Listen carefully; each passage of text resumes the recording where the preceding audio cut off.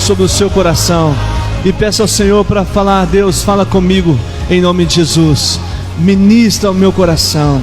A tua palavra é viva, a tua palavra cura, a tua palavra liberta, a tua palavra sara feridas, a tua palavra é luz. Senhor, em nome de Jesus, que nessa manhã nós possamos ser ministrados, nós possamos sair daqui diferente da maneira que nós chegamos. Que essa palavra, Deus, em nome de Jesus, visite cada irmão que está nos assistindo.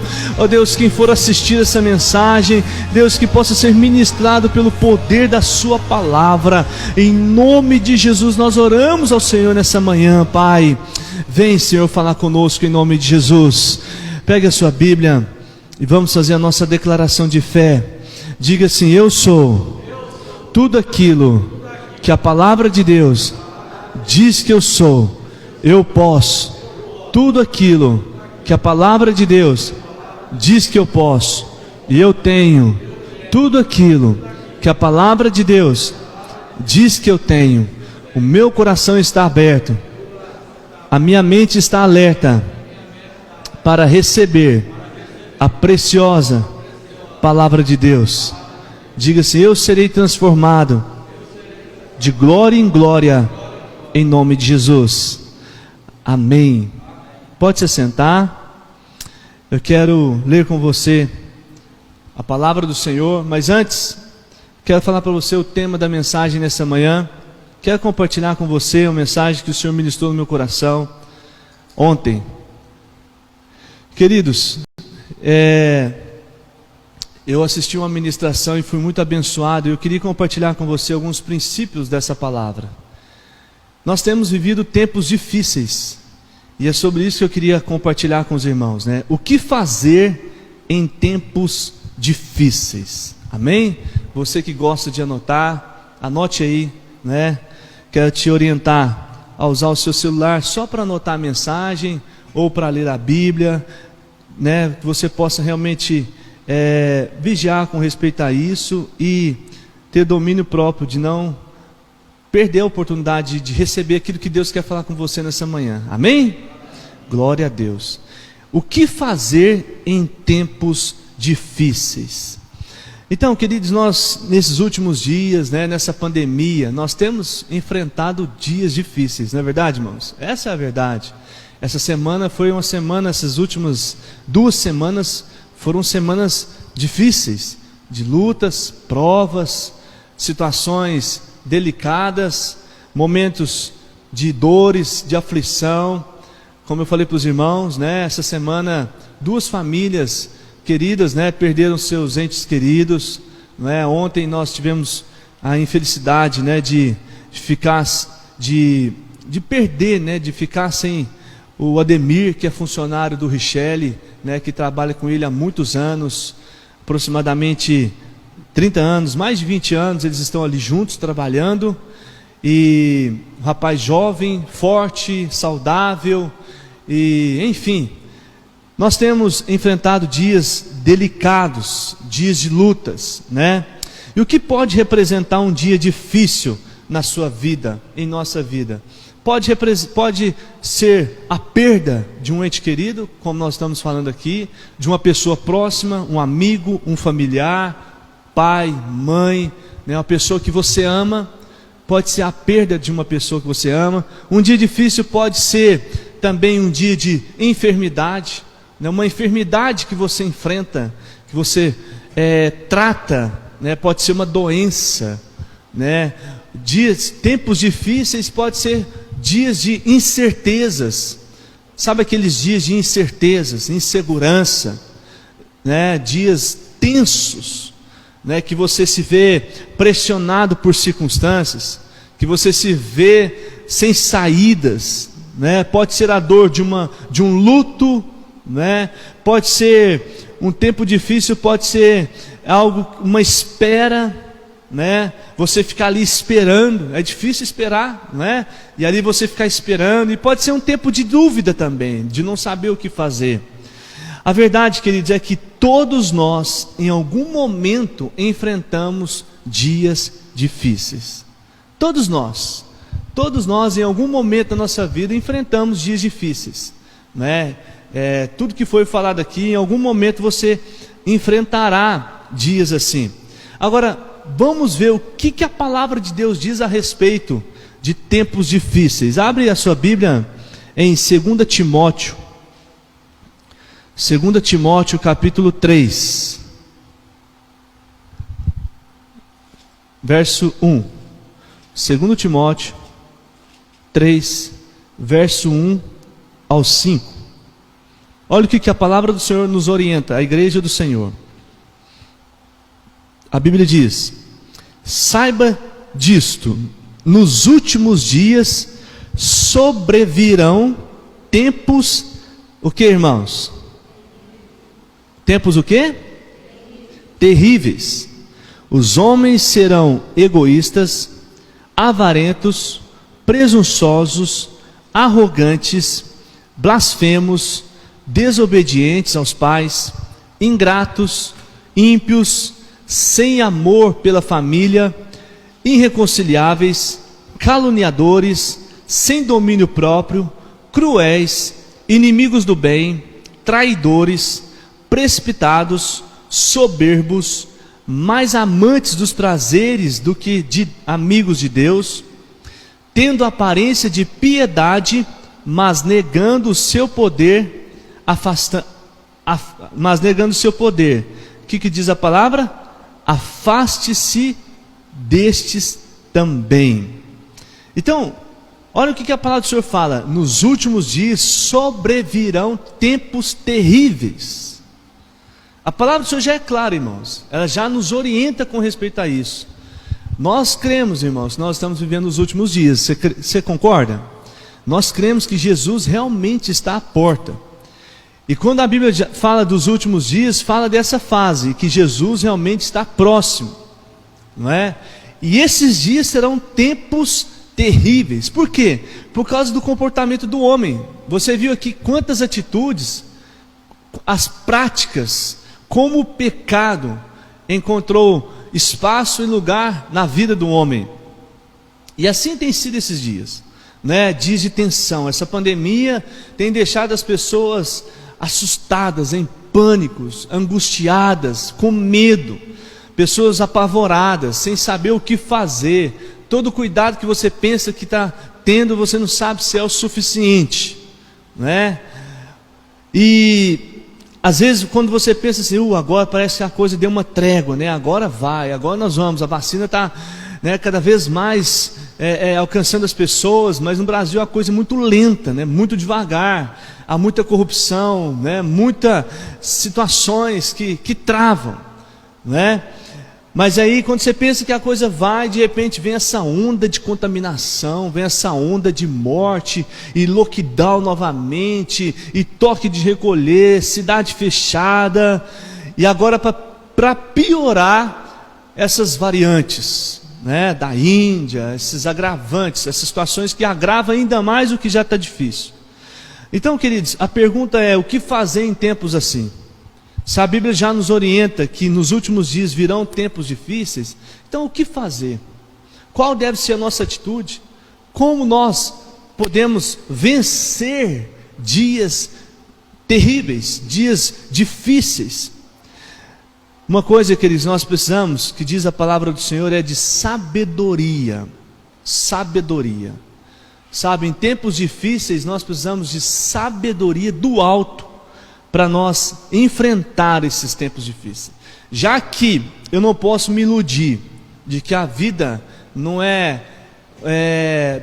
tão bela como às vezes as pessoas falam, né? Já que eu não posso me enganar, né, que quando eu aceito Jesus as coisas vão ser mil maravilhas. Não, vou ter lutas e provações.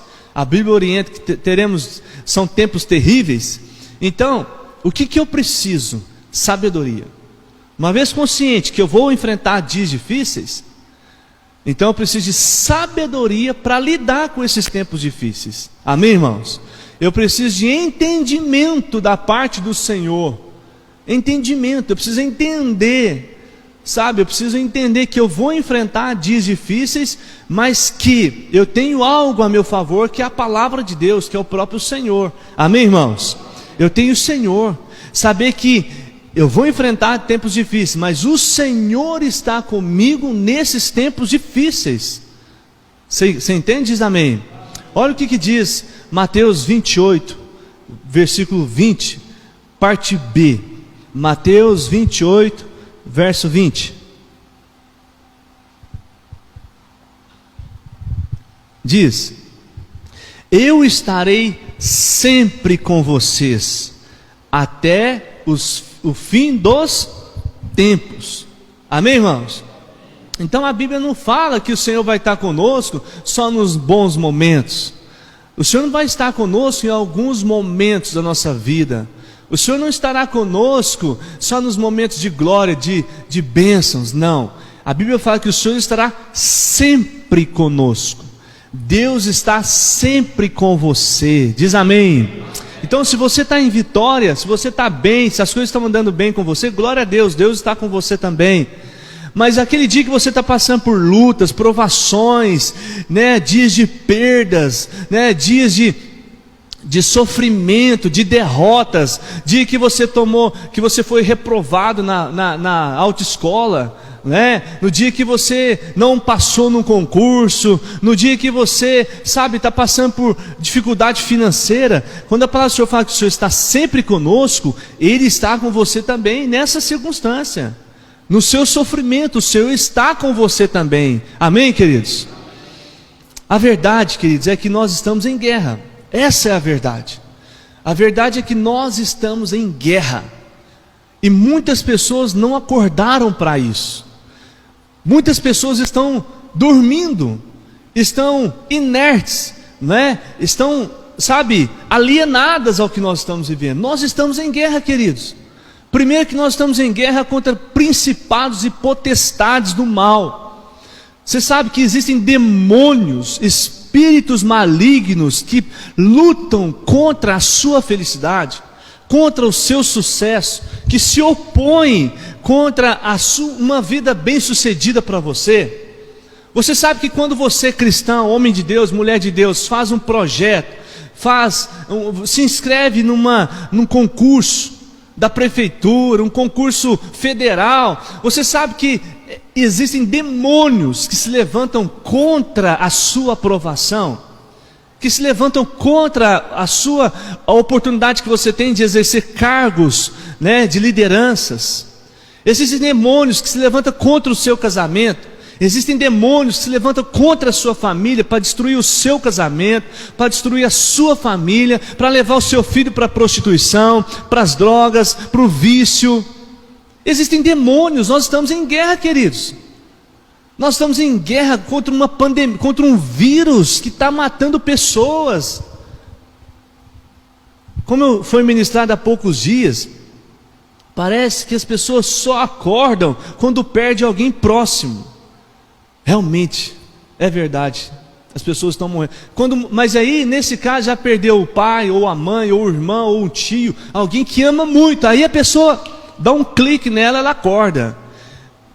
Se você ainda não acordou, igreja do Senhor, irmão, se você ainda não acordou, acorda. Nós estamos em guerra. Existem demônios que se levantam contra a sua salvação. O diabo quer te atrair para o mundo. Para quê? Para que você se afaste do Senhor.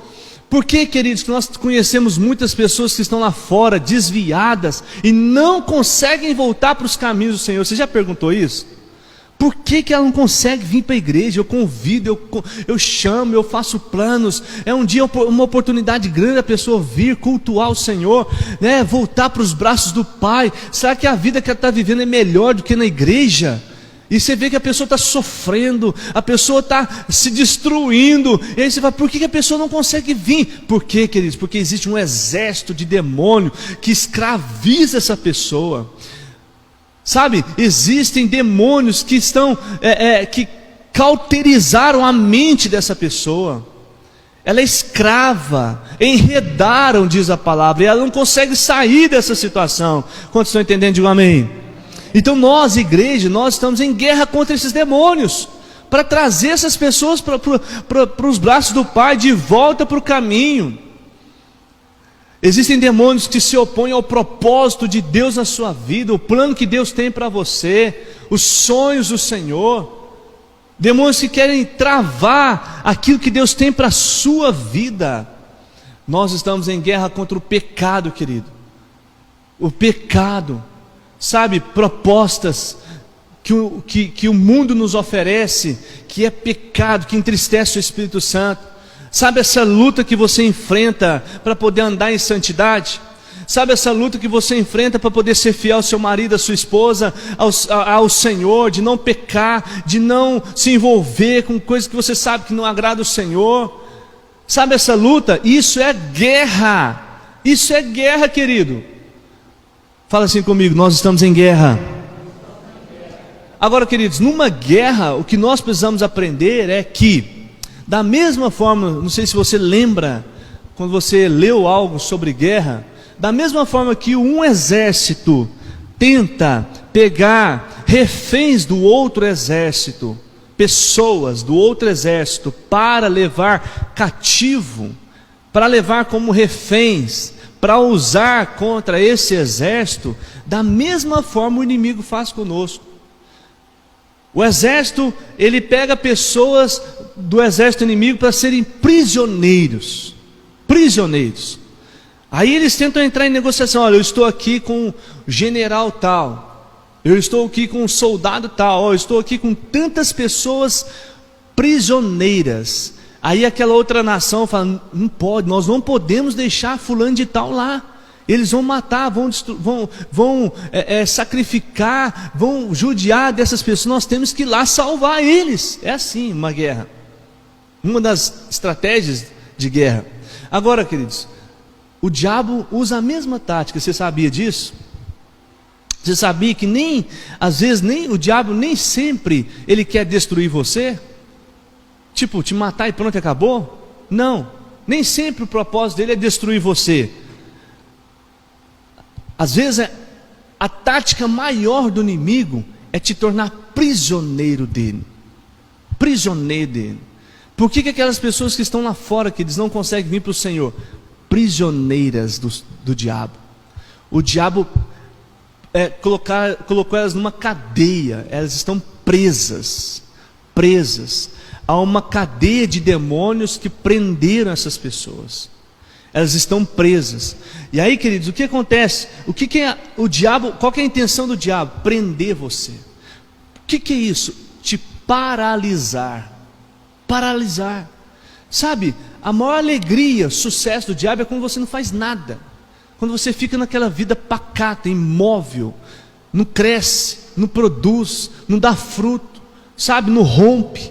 Sua vida é travada, não tem sonhos, sabe, não cresce na igreja, não se envolve com nada, só participa dos cultos, só senta na cadeira, só recebe, uma vida cheia de altos e baixos, né? A pessoa não percebe, mas ela está presa, é prisioneira. É isso que nós temos que despertar, queridos, porque muitas pessoas estão com as suas vidas presas, imóveis, não rompem, sabe, não avançam, não são felizes, não conseguem sonhar. E por quê? Por que elas estão presas? Dentro da igreja muitas vezes, porque acreditou na mentira do diabo. Porque acreditou na mentira do diabo.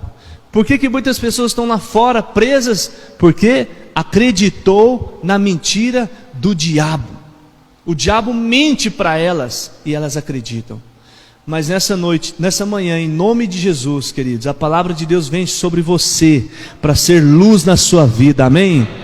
Eu creio, queridos, que nessa manhã o Espírito Santo estará trazendo luz sobre a sua vida para desatar você, para desamarrar sua vida, sabe, para quebrar todas as cadeias que prendem você no sofrimento, que prendem você na angústia, que prendem você no passado, que prendem você na depressão, que prendem você nesse trauma de anos atrás.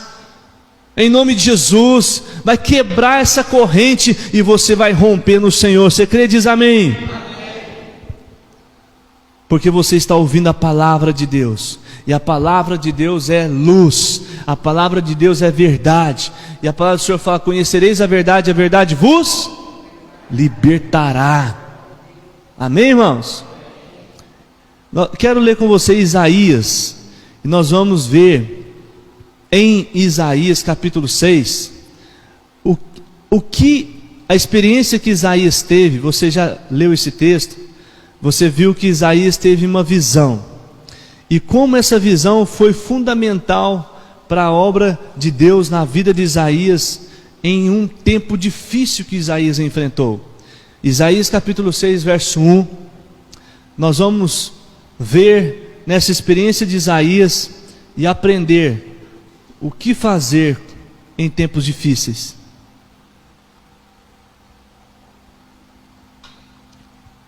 Isaías capítulo 6, verso 1 diz: no ano em que o rei Uzias morreu, eu vi o Senhor assentado no trono, alto e exaltado, e a aba de sua veste enchia o templo. Acima dele estavam serafins, cada um deles tinha 6 asas, com 2 cobriam o rosto, com 2 cobriam os pés, e com 2 voavam, e proclamavam uns aos outros: Santo, Santo, Santo é o Senhor dos exércitos, a terra inteira está cheia da sua glória. Ao som das suas vozes, os batentes das portas tremeram, e o templo ficou cheio de fumaça. Então gritei: ai de mim, estou perdido, pois sou um homem de lábios impuros, e vivo no meio de um povo de lábios impuros. Os meus olhos viram o Rei, o Senhor dos exércitos. Logo, um dos serafins voou até mim, trazendo uma brasa viva, que havia tirado do altar em uma tenaz. Com ela tocou a minha boca e disse: veja, isso tocou os seus lábios, por isso a sua culpa será removida, e o seu pecado será perdoado. Então ouvi a voz do Senhor conclamando: quem enviarei? Quem irá por nós? E eu respondi: eis-me aqui, envia-me a mim. Amém, irmãos? Bom, nós estamos lendo essa história, e nós vemos aqui que o texto fala de uma visão sobrenatural que Isaías teve da presença de Deus. Isaías capítulo 6, no verso 1, fala o exato momento em que Isaías teve essa visão. A Bíblia fala que foi no ano em que morreu o rei Uzias, no ano em que Isaías perde um rei. E esse rei, queridos, quando a gente estuda a história, quando você mergulha na palavra, você vê que era um rei bom, era um rei que conseguiu colocar em ordem, muitas coisas. Era um rei que conseguiu trazer de volta o culto ao Senhor, um rei que obedeceu em muitos momentos a palavra do Senhor, um rei que, perto dos outros reis que afastaram-se dos caminhos do Senhor, que adoraram outros deuses, que eram idólatras, que estabeleceram altares a outros deuses, o rei Uzias foi um bom rei, foi um rei que, aos olhos do Senhor, ele estava fazendo o que parecia correto, bom, mas no final da sua vida, em um momento da sua vida, nos últimos dias do seu reinado, infelizmente aquele rei fez aquilo que parecia mal aos olhos do Senhor. Ele desobedece à palavra do Senhor, acendendo incenso no templo, e aí entristece o próprio Deus. Mesmo antes de temer, um rei que antes temia o Senhor, teve essa atitude. Diz a palavra que Deus então o feriu de lepra, e essa lepra o matou. E aí, queridos, diz o texto que Isaías, que era profeta, Isaías, que era um homem de Deus, ele perde esse rei, a nação fica sem esse rei, e Isaías fica mal, desapontado, ele entra numa fase de insegurança, triste. Por quê? Porque ele perdeu um rei que estava bem, estava reinando, estava tudo caminhando bem, né? E um rei que estava no poder já há 52 anos. Aí você pensa, muitos anos no poder. De repente ele perde esse rei, ele perde essa pessoa. E aí vem tempos difíceis sobre aquela nação, tempos de incerteza, tempos de insegurança, como a gente falou aqui, de dias difíceis, dias de dúvida. Como que vai ser agora o próximo rei? Será que ele vai ser um rei idólatra? Será que vai ser um rei temente ao Senhor? Será que vai ser um rei que obedece à palavra do Senhor, que estabelece, né, o tempo do culto ao Senhor, né, o tempo de leitura da palavra ou não? Vai ser carrasco ou não? Esta era a situação em que Isaías se encontrava, né?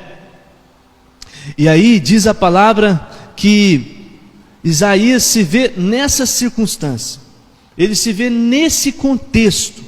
E aí no verso 1, vamos lá juntos, deixa a sua Bíblia aberta aí, Isaías 6. No verso 1 diz assim: no ano em que o rei Uzias morreu, eu vi o Senhor assentado num trono alto e exaltado. Sabe, queridos, olhe para mim, deixa a Bíblia aberta aí. No momento de insegurança na vida de Isaías, no momento de instabilidade, no momento de dúvidas e incerteza, não é? Isaías teve essa visão do Senhor no trono, no alto e sublime trono, no trono alto e exaltado. Sabe, irmãos, isso significa para nós que Deus, que Isaías pôde ver Deus no controle. Sabe, quem que está no trono, irmãos? Um rei, quando ele é elegido, quando ele assume o posto, o que se tem para um rei, irmãos? Um trono, não é? Um rei tem um trono. Só que o rei de Isaías morreu, então o trono estava vazio. Foi um período de incerteza, até a mudança do próximo rei, até o próximo rei assumir o trono. Só que nesse momento de insegurança para Isaías, ele tem a visão de quem? De Deus, num trono alto e exaltado. Amém, irmãos? Isso significa para nós, queridos, e para Isaías significou que Deus não havia perdido o controle. Que Isaías pôde ter perdido o seu rei terreno, ele perdeu o rei terreno, mas existiu o rei, o Senhor dos senhores, que estava reinando, e Isaías pôde ver ele no trono, né? Ele pôde ver o Senhor dos senhores no controle de todas as coisas. Sabe, queridos, nós precisamos aprender que nas nossas vidas, em momentos de incerteza, de lutas, de provações, de dificuldades, em momentos difíceis, como nós falamos aqui, nós precisamos ver Deus no controle. Você precisa ver Deus no controle da sua vida. Você precisa ver Deus no controle, no trono da sua vida. Quem está no trono da sua vida é você, é o seu marido, é o dinheiro. O que está no trono da sua vida? Ah, é um prefeito, é um líder. Ah, é um emprego. O que está no trono da sua vida? Quem deve estar no trono da nossa vida é o Senhor, irmãos.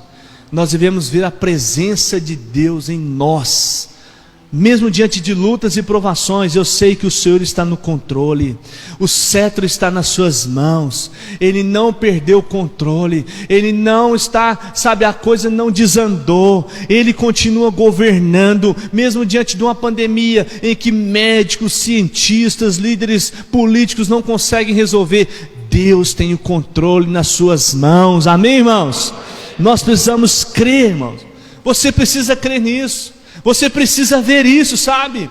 Não existe caos, não existe lutas, não existe provas, não existe situações de ameaças, não existe dor e enfermidade que altera a posição de Deus na nossa vida, que altera a posição de Deus. Deus está no controle, Ele é Rei, Ele é Senhor, amém, irmãos? Ele está no controle absoluto de tudo. Nós precisamos crer nisso.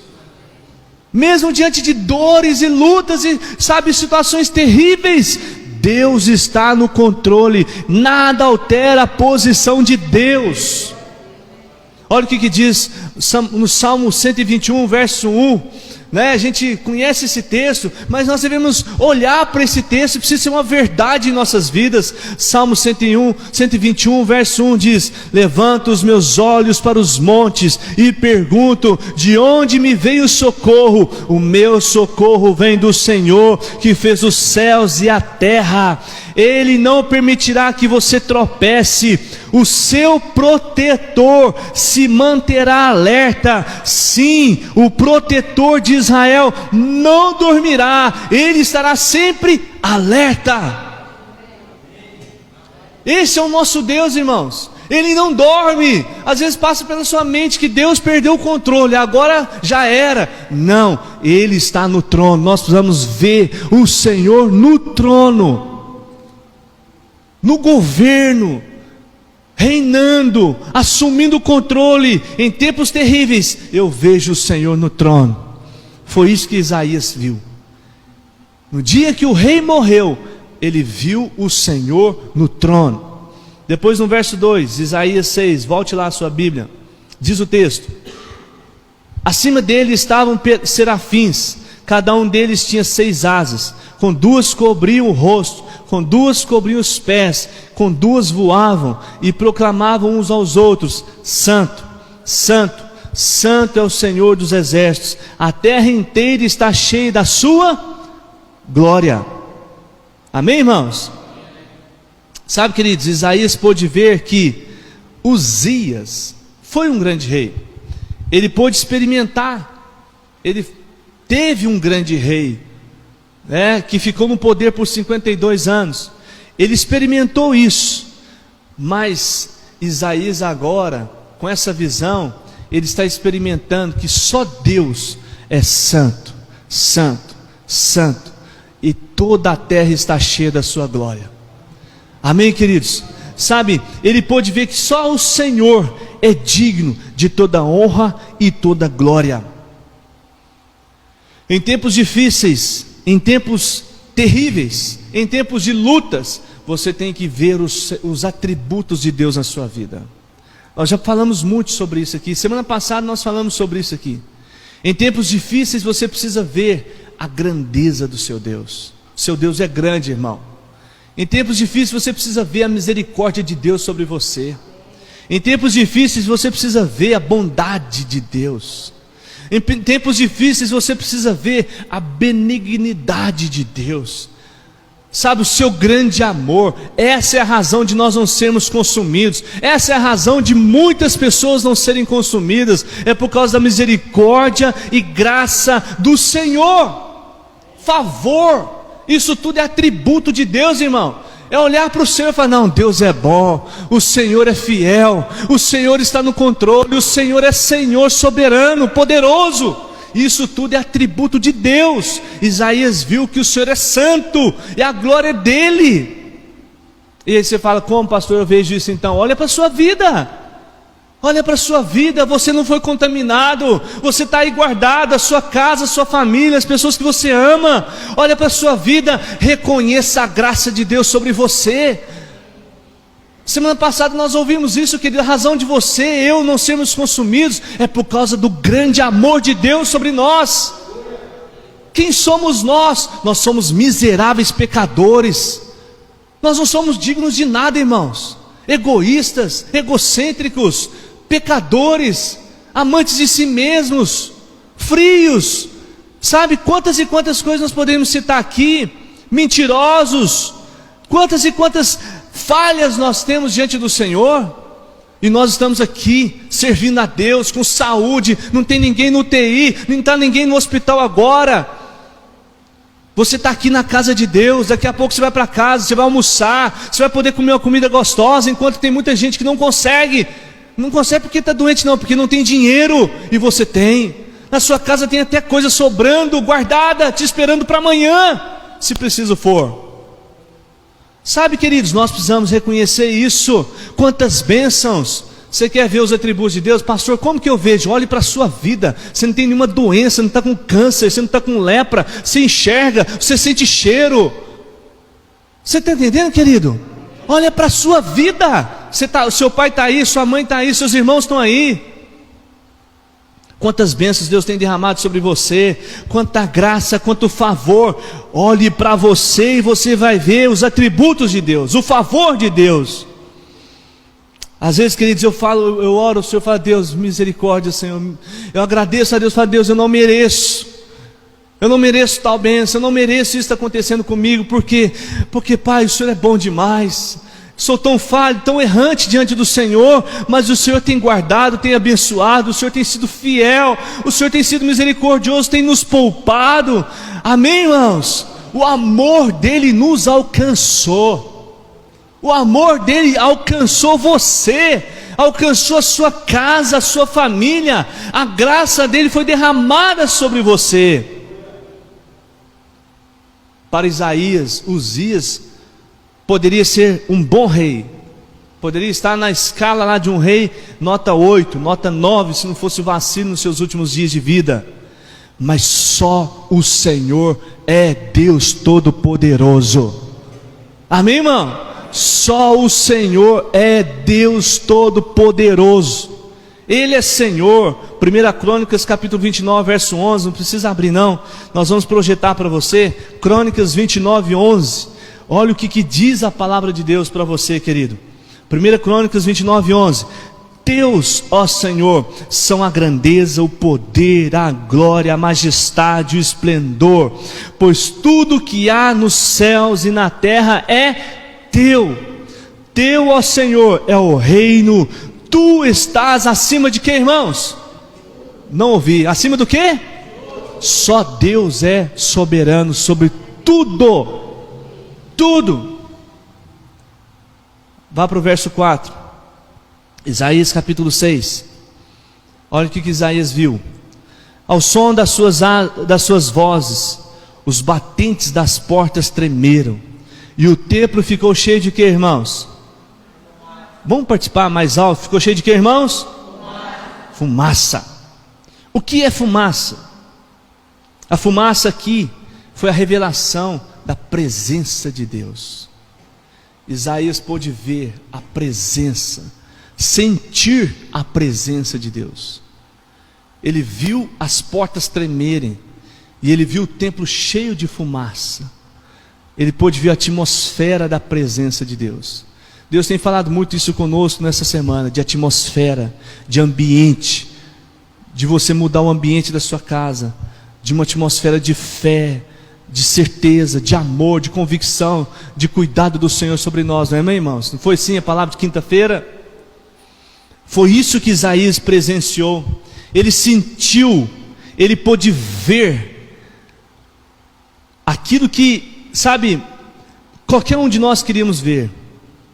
Isaías, ele viu a presença do Senhor. A fumaça representava a presença do Senhor. Trazendo para o contexto de Isaías, Isaías pôde ver que um homem havia ido embora, um rei foi embora, mas a fumaça representou para Isaías também que Deus estava presente. Um homem morreu, mas Deus estava presente. Isso significa que Deus não havia abandonado Isaías. Amém, irmãos? Deus não havia abandonado, a presença de Deus ainda era real, permanecia. O templo estava cheio da presença de Deus. Uzias morreu, Isaías, mas Deus está aqui. Aleluia. Quer coisa melhor, irmãos? Uzias, Isaías morreu. Um rei que você confiava, um rei que estava bem no poder, mas Deus está aqui com você. Aleluia. Sabe, queridos, nas nossas vidas, alguns Uzias vão morrer também.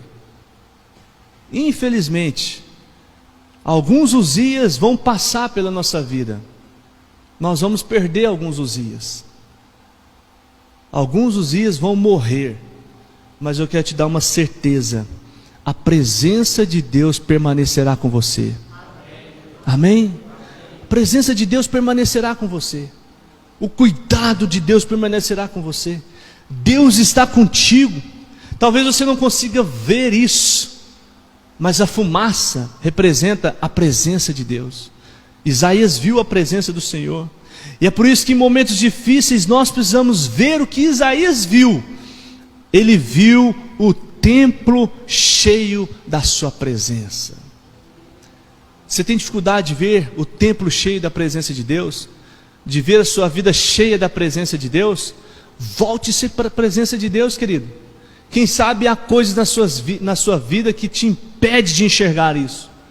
Quem sabe há pecados e coisas na sua vida que está te cegando, está impedindo você de enxergar. Volte para a presença de Deus, abandone o pecado, volte para o centro da vontade do Senhor e você vai ver a sua vida cheia da presença de Deus. Olha o que diz Hebreus capítulo 3, verso 5. Por que a gente acredita nisso? Porque Hebreus 13, 5 diz, não precisa abrir, nós vamos projetar para você, diz: nunca o deixarei, nunca o abandonarei. Deus está contigo, Ele nunca te deixará, Ele nunca te abandonará, amém, irmãos? Olhe e veja isso na sua vida. Sabe, queridos, em tempos difíceis, o inimigo ataca a nossa fé, não é verdade? Muitos estão sendo atacados nesses últimos dias. A fé de muitos está sendo atacada nesses últimos dias, com mentiras, não é? De que Deus nos abandonou. Nós estamos perdidos aqui, nós vamos morrer agora aos poucos, cada hora vai um. Isso é mentira do diabo. Sabe, mentiras que a sua vida não tem mais jeito, o casamento não tem mais jeito, já era, não tem mais solução. Isso é mentira, que aquela pessoa já era, já se entregou às drogas, à prostituição, não tem como, não tem solução mais. Isso é mentira. Sua vida profissional, que você não vai romper, que você vai ser isso aí, se contentar com o que você tem, está bom demais. Isso é mentira. A palavra de Deus para você nessa manhã é: permaneça firme e veja Deus na sua vida. Deus vai honrar a sua fé, irmão. Amém? Deus vai te honrar. Deus honra, Deus é fiel. E no verso 5, vamos ver o que Isaías viu. Então eu gritei: ai de mim, estou perdido, pois sou um homem de lábios impuros, e vivo no meio de um povo de lábios impuros, e os meus olhos viram o Rei, o Senhor dos exércitos. Em tempos difíceis, queridos, nós precisamos sentir a presença do Senhor. Você precisa ver o Senhor presente na sua vida, e você precisa sentir a presença do Senhor. Isaías pôde sentir essa presença. Ele disse: ai de mim, ai de mim. Sabe, queridos, isso fala de sentimentos. Às vezes a gente fala muito sobre isso, sobre a alma, não é? Mas não tem como, queridos, negar. A Bíblia fala que nós somos um ser espiritual que possui uma alma e que habita num corpo. Ou seja, queridos, isso é a tricotomia de Deus. Você não é só espiritual, não é? Você tem emoções também. Então é normal, querido, você chorar, viu? É normal, tem gente que chora e quando vê alguém chegando enxuga as lágrimas. Não, você precisa chorar. Você precisa colocar para fora a dor. Você precisa, sabe, permitir a dor sair do seu corpo, senão ela vai transformar em outras coisas.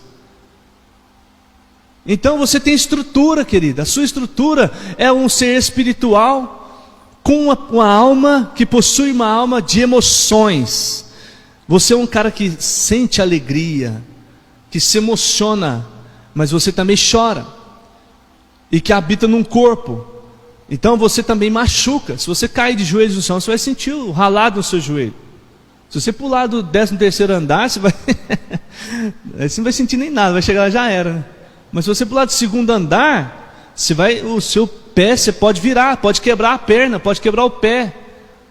Então nós temos uma estrutura, queridos. Mas eu quero falar aqui de emoções. Os sentimentos são importantes. É importante você entender o que você está sentindo. É importante você entender o que o seu corpo está, os sinais que o seu corpo está te passando. De repente você viu um roxo no seu corpo, você fala: não bati em lugar nenhum, o que é isso? Não é? São sinais. Os sentimentos, queridos, eles revelam o seu estado, como você está por dentro, como você está emocionalmente falando. Mas uma coisa que nós devemos fazer, o que é vigiar, porque os sentimentos não podem governar a nossa vida. Eles devem ser um canal de informação para você, mas eles não podem governar a sua vida. Você não pode substituir a sua fé pelos sentimentos, o medo pela fé, a fé pelo medo, a fé pelo pânico. Ah, não vou no culto não, porque eu estou com medo. Aí a fé, onde fica a fé? Ah, eu não vou fazer isso não, porque eu estou com medo. Ah, o medo está ocupando o lugar, está governando, está assumindo posição que não deve. Na guerra, querido, vários sentimentos vêm. As pessoas ficam com medo, inseguras, com dúvida, né? Sentem pavor, olham para o exército inimigo e falam: meu Deus, será que nós vamos dar conta? Eles olham para o inimigo e olham para trás e falam assim: será que nós vamos dar conta? Não é assim? O que fazer, queridos? O que fazer com os sentimentos? Como que eu faço, pastor? Eu vou ignorar? Não, você não vai ignorar seus sentimentos. Você vai respeitar os seus sentimentos e você vai trazer isso para a presença de Deus. Os seus sentimentos devem te levar mais para o Senhor. Você está entendendo? Os seus sentimentos, que eles devem te fazer te aproximar de Deus e não te afastar do Senhor. Às vezes as pessoas falam: ah, pastor, hoje eu não fui no culto não, porque eu não estou me sentindo bem. Misericórdia, está invertendo a ordem das coisas. É quando você não está bem, querido, que você tem que orar mais. É quando você não está bem, que você tem que jejuar. É quando você não está bem emocionalmente, que você tem que vir para a igreja, ir para a presença de Deus, orar mais vezes no dia, clamar mais o Senhor, ligar o som. Para quê? Para que a sua alma vá para o lugar correto, que é debaixo do governo da fé. Amém, irmãos? Sabe, os sentimentos têm que te levar a se derramar diante de Deus. Os sentimentos têm que te levar a você ter uma entrega completa ao Senhor. Se há uma reserva na sua vida, que essa reserva caia por terra. O sentimento tem que te levar a depender completamente de Deus. É por isso que o Senhor permite algumas lutas, queridos, para quebrar você. É por isso que Deus permite algumas portas se fecharem. É por isso que o Senhor permite algumas perdas, sabe, algumas dores, alguns momentos difíceis, para você sentir um impacto e falar assim: meu Deus, eu preciso do Senhor, minha vida não vai, eu preciso acordar, eu preciso corrigir minha vida. Quantos estão entendendo? Diga amém. Sabe, a gente, pastor, tem uma missão difícil, que é falar em velório, ofício fúnebre. É uma tarefa dificílima, porque nós também estamos sofrendo ali, queridos. Nós não estamos ali como um homem de ferro, um ser extra, sabe, um ser diferente, que não tem dor, que não chora. Nós choramos também a perda. Agora, queridos, o que acontece?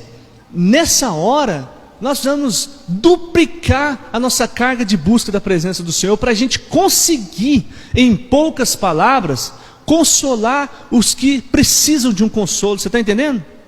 Os que precisam de ouvir uma palavra de ânimo, de coragem. Ontem nós estávamos lá na família do Ademir, e queridos, eu nem conheço a família, eu só conheci o Ademir. Eu não conheço a família, mas eu, como um pastor, o Espírito Santo falou para mim assim: ore por eles, interceda em favor deles, ofereça, pergunte se eles querem oração, fala com eles. E nós ali, queridos, eu na casa dele, falei: meu Deus, me usa na família agora, para essa mãe que está chorando, para essa esposa que perdeu a mãe dela e agora perde o marido. Pensa, irmão, na dor dessa mulher. Em menos de um mês, ela perde a mãe e agora perde o marido. Pensa no tamanho da dor dessa mulher. Como que ela vai continuar com a sua filha? O que ela vai fazer? Nós entendemos, queridos, que o único caminho para ela continuar é a presença de Deus. É a presença de Deus. É voltar-se para o Senhor. E é em momentos assim, que de dor intensa, é que nós temos que pegar, e a nossa atitude deve ser se derramar diante do Senhor. Você está entendendo? Diga amém. Se derramar diante do Senhor. Isaías disse: ai de mim. Isaías entendeu o quanto ele dependia completamente de Deus. Deus quer quebrar, irmãos, a igreja dele, a igreja do Senhor. Deus quer quebrar você, querido. Deus quer quebrar, me quebrar, sabe? Até que eu me derrame completamente diante dele. Sabe, estrutura de orgulho, sabe? Toda essa capa de religiosidade, tudo isso Deus quer quebrar. Deus quer quebrar. Você está entendendo? Diga amém. E eu quero encerrar falando para você a última situação na vida de Isaías. Em tempos difíceis nós precisamos, queridos, falar.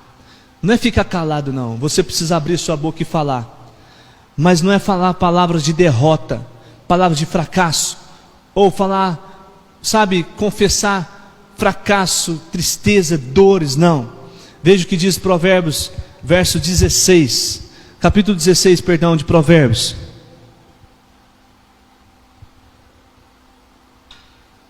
Provérbios 16, verso 4 diz assim: as palavras agradáveis são como um favo de mel, são doces para a alma e trazem cura para quem, irmãos? Ossos. Provérbios 16, 24. As palavras agradáveis são como um favo de mel, são doces para a alma e trazem cura para os ossos. Palavras são importantes, queridos. Às vezes acontece algumas coisas, a gente quer logo falar para a pessoa: você não devia ter feito isso, por que você fez isso? Eu quero entender o seu comportamento. E a gente fala. Só que tem a hora certa para tudo. Sabia disso? Tem hora certa para aquela conversa que vai gerar uma confissão de pecado. Tem hora certa para aquela conversa de posicionamento, da pessoa responder pelos seus atos. Mas entenda, querido, que tem hora que as palavras precisam ser agradáveis. Há um momento de você começar a liberar palavras agradáveis sobre a sua vida, sobre a sua casa, sua família, porque palavras agradáveis são como um favo de mel, são doces para a alma e trazem cura para os ossos. Quem sabe você precisa dessa cura. Quem sabe a sua família precisa dessa cura. Quem sabe o seu filho precisa dessa cura. E essa cura virá com a sua palavra, com a palavra que sai da sua boca. Quantos estão entendendo? Digo amém. Sabe, na hora da guerra, o que sai da sua boca? O que sai da sua boca na hora da guerra? Na hora da luta, na hora da dor, na hora da aflição, na hora da perda, na hora do sofrimento, o que você fala? Ah, não, minha vida é assim mesmo, é terrível, nada para mim dá certo, ixi, é assim mesmo, só é sofrer nessa vida, minha vida é um inferno. O que sai da sua boca em tempos difíceis? Ah, agora é sofrer, é pagar o pão que o diabo, é comer o pão que o diabo amassou, não é? Essa é a minha vida, pastor, é assim mesmo, esse casamento, essa família é um inferno, essa casa, trabalho, enfim, as pessoas reclamam, abre a boca e fala essas coisas. Vou te falar uma coisa aqui, da sua boca denuncia você. A sua boca denuncia você. A boca denuncia em quem você confia de verdade.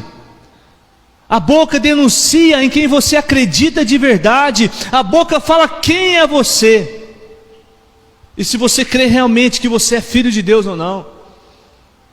Porque não é porque você não passou num concurso, não é porque uma porta se fechou para você, não é porque você está sofrendo, não é porque veio uma doença que você deixou de ser filho de Deus agora, você não é mais filho. Não, querido, você continua sendo filho. Amém, queridos? Muitos em tempos de crises, em tempos difíceis, só declaram derrotas, fracasso. Mas eu vou te falar uma coisa: você é o primeiro a comer do fruto do que sai da sua boca. Acorda. Você é o primeiro a comer do fruto que sai da sua boca. Se você está falando que a sua vida é inferno, se ela não era, ela vai se tornar, e você vai ser o primeiro a viver nesse inferno. É isso que você quer? Então acorda. Mude as palavras que saem da sua boca. Você está entendendo, queridos? Vamos começar a liberar palavras de fé, palavras de vitória, sabe, palavras que levantam, palavras que curam as pessoas. Vamos começar a declarar na casa, na família. Você fala, pastor, mas você não conhece a minha casa, você não conhece meu casamento, você não conhece o local onde eu trabalho. Querido, mas não é falando, não é, sabe, criticando, não é falando palavras de derrota que as coisas vão mudar, não. É você falando palavras de vitória que as coisas vão começar a dar frutos. Você está entendendo? Diga amém. Então comece a abrir a boca e falar palavras de bênção. Não, eu não estou vendo essa situação transformada, mas eu já vejo meu marido transformado, eu já vejo meu filho transformado, eu já vejo a alegria do Senhor no meu lar, eu já vejo a paz no meu lar. Aí você fala, a minha casa é uma confusão, mas eu declaro, as coisas vão entrar em ordem, Deus vai me dar sabedoria, eu vou colocar minha casa em ordem, meus filhos, meus casamentos. Amém, querido? Amém. Se coloque de pé no seu lugar em nome de Jesus. Em tempos difíceis, você precisa liberar palavras de vitória na sua vida.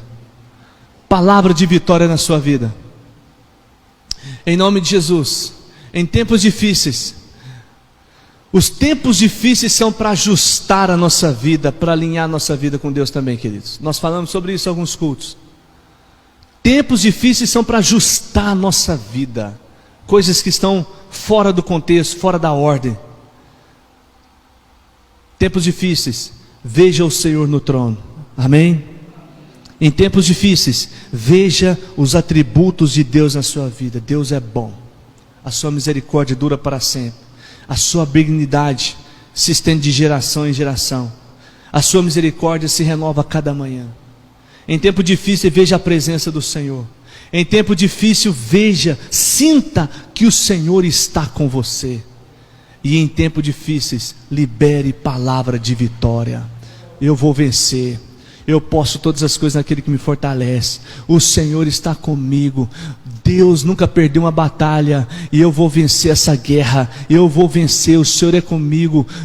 Diz a palavra que todas as coisas cooperam para o bem. Essa situação vai mudar. Diz a palavra do Senhor que Deus transforma a maldição em bênção. Eu tomo posse da minha bênção, da minha vitória. Você entendeu? Diga amém, queridos.